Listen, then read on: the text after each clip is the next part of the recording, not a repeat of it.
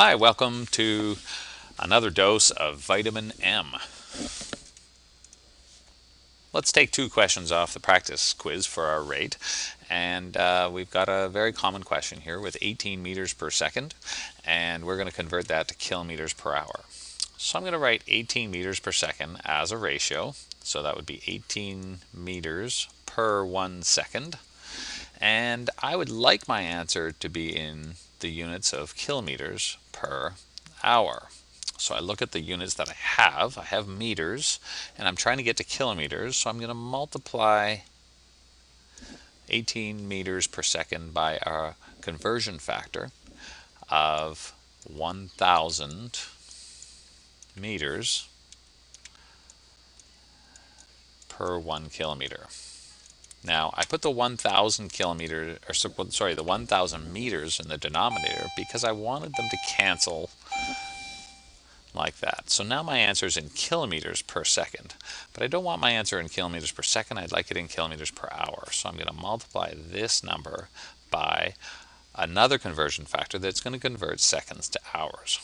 Now, I know there are 3,600 seconds in every hour, and that works out perfectly because now seconds and seconds cancels, leaving me with kilometers per hour. Now all I have to do is multiply the two numbers in the numerator, and I get 64,800, and I divide by the numbers in the denominator, which when I multiply all the numbers in the denominator, I get 1,000. And if I take 64,800 and I divide it by 1,000, I get 64.8, and I know my answer is going to be in kilometers per hour. All right, now let's try another question. A new car is advertised to get 36 miles per gallon. If gas costs $3.50 per gallon, how much would it cost to drive 150 miles? Well, we've got a couple of rates in here. We have 36 miles per gallon, and we have $3.50 per gallon, and then we have this 150 miles. Now, a little trick is if you take the one piece of information that is not in a rate form and start with that, then all the other rates are pretty easy to arrange so that it cancels out. Now, I've got 150 miles, and I don't want my answer to be in miles. I'd like my answer to be in dollars. So I would like to pick the rate that has miles in it, and I'm going to put the miles part in the denominator. I'm going to flip that ratio from the way that it's written so that miles and miles cancels. So I'm left with miles and miles. So far my answer is in gallons.